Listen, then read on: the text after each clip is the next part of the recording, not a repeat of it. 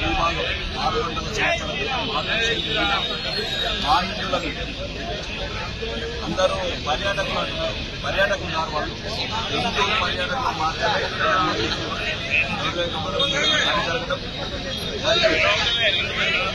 ముఖ్యంగా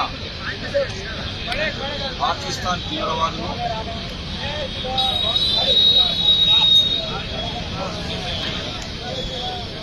అప్పుడే పెళ్ళైన జిహాద్ మాత్రం అందరూ ముస్లింసే. దుర్ఘటన ముఖ్యంగా ఈ భారతదేశంలో ఉన్న ప్రతిపక్ష నాయకులు ఎవరైతే కాంగ్రెస్, స్టాలిన్, అఖిలేష్ యాదవ్, మమతా బెనర్జీ లాంటి వాళ్ళకు పహల్గాంలో ఉంటే అర్థమయ్యేది పార్టీలకు అతీతంగా వాళ్ళ చైన్లు కూడా ఇప్పేవాళ్ళు. వాళ్ళకి ఏం జరిగేదో సంఘటన అర్థమైంది. ఈ రోజు ఈ దేశంలో ప్రాంతాల మధ్యన, భాష మధ్యన ఎవడైతే స్టాలిన్ అనేవాడు భాష అని ఒకడు, మమతా బెనర్జీ, అఖిలేష్ యాదవ్ అంటే వాళ్ళు కులాల మధ్యన, కాంగ్రెస్ పార్టీ కులాల మధ్యన, హిందువుల మధ్యన ఎట్లయితే అనేకత పెట్టిందో ఈ రోజు నిన్న 2 రోజుల క్రితం జరిగిన సంఘటన భారతదేశంలో ఉన్న హిందువులందరికీ ఒక కనువిప్పు కావాలి. నేను దేవుణ్ణి కోరుకుంటున్నా, దేశంలో ప్రతిపక్ష నాయకులందరూ వేల్గా వెళ్తే బాగుండేది. ఈ దేశానికి పట్టిన దరిద్రం పోయేది. ఎట్ల దిక్కుపోయి నా కొడుకులు కులాల మధ్యన చిచ్చు పెట్టి కమ్మోడు, రెడ్డోడు, గౌండ్ల, పద్మశాలం కూడా మా మధ్యన ఎట్లా రెచ్చగొడుతున్నారో ప్రజలు కూడా తెలుసుకోవాల్సింది. ఇందులో నిన్న ఎవ్వరు చూడలేదు అక్కడ కశ్మీర్లో. ముఖ్యంగా దీంట్లో ఒక గుణపాఠం నేర్చుకోవాల్సింది. కశ్మీర్ పోకపోతే బతుకుతామనుకుంటున్నారు, కశ్మీర్ కాకపోతే వెస్ట్ బెంగాల్ చంపుతారు, వెస్ట్ బెంగాల్ చంపకపోతే పాత బస్సులు చంపుతారు, పాత బస్సులు చంపకపోతే బయట చంపుతారు, బయట ఆడు లోపల ఈడు. కాబట్టి హిందువులందరూ ఒకసారి కనుపిప్పు కావాల్సిన సమయం ఆసన్నమైంది. కనుపిప్పు కావాల్సిన సమయం ఆసన్నమైంది. హిందువులందరూ పార్టీలకు అతీతంగా, ముఖ్యంగా ఈ రాష్ట్రంలో ఉన్న కాంగ్రెస్, బీఆర్ఎస్ పార్టీ నాయకులకు చెప్తున్నా, ఇప్పటికన్నా మారండిరా మీరు.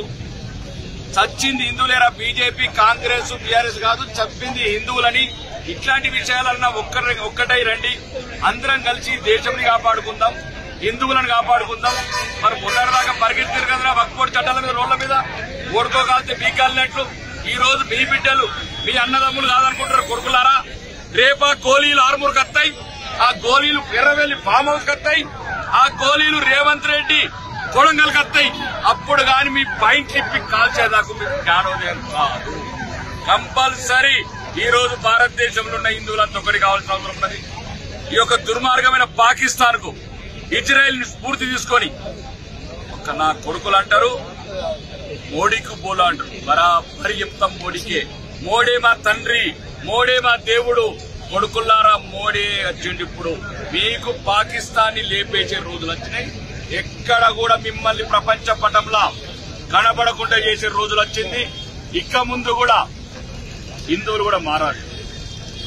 ఆడవాడు సెక్యులర్ అని చూడలేదు, కాంగ్రెస్ అని చూడలేదు, ఏ పార్టీ అని చూడలేదు. హిందువులైతే దాని చంపిండు. ఇంకా కొత్త విషయం ఏంటంటే క్రిస్టియన్స్ కూడా చంపారు. జెన్నిఫర్ భర్త ఏడుస్తుంటే కాళ్ళు పట్టుకుంటే 2 ఏళ్ల బిడ్డ ఉన్నదనుకుంటే కూడా కాలు వదలేదు. వారికి క్రిస్టియన్స్ లేరు, హిందువులు లేరు, ముస్లింస్ తప్ప ప్రపంచంలో ఏ జాతిని ఉండద్దనుకుంటున్నారు. కాబట్టి మిగతా క్రిస్టియన్స్ కూడా ఇప్పుడు ఇదే సమయము దేశంలో ఉన్న క్రిస్టియన్స్, మరీ ముఖ్యంగా తెలంగాణలో ఉన్న క్రిస్టియన్స్ అంతా కలిసి రావాల్సిన అవసరం ఉన్నది. ఈ ఉద్యమం ముందుకు తీసుకెళ్లాలి.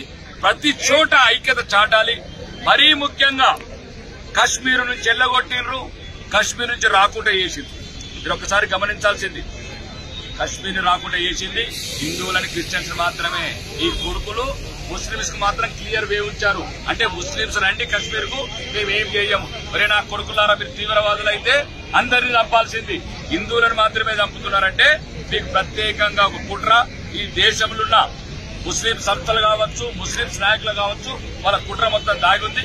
ఈ కుట్రని బహిర్గతపరిచి ఎంత తొందర వీలైతే అంత తొందర భారతదేశం అంతా ఈరోజు నరేంద్ర మోడీ గారికి అండగా ఉంది. మొత్తానికి మొత్తం యుద్దం మొదలుపెట్టి ఈ ప్రపంచ పటంలో పాకిస్తాన్ అనే పేరు లేకుండా చేయాలని ఇక్కడున్న ఆర్మూర్ భారతీయ జనతా పార్టీ కావచ్చు, హిందూ సమాజం కావచ్చు, బజరంగ దళ్, హిందూ వాహినులన్నీ ప్రధానంగా ప్రధానమంత్రికి ఒకే ఒక డిమాండ్, పాకిస్తాన్ ని ప్రపంచ మఠంలో లేకుండా ఎలాంటి డిమాండ్ చేస్తున్నాం. బోలో భారత్ మాతాకి.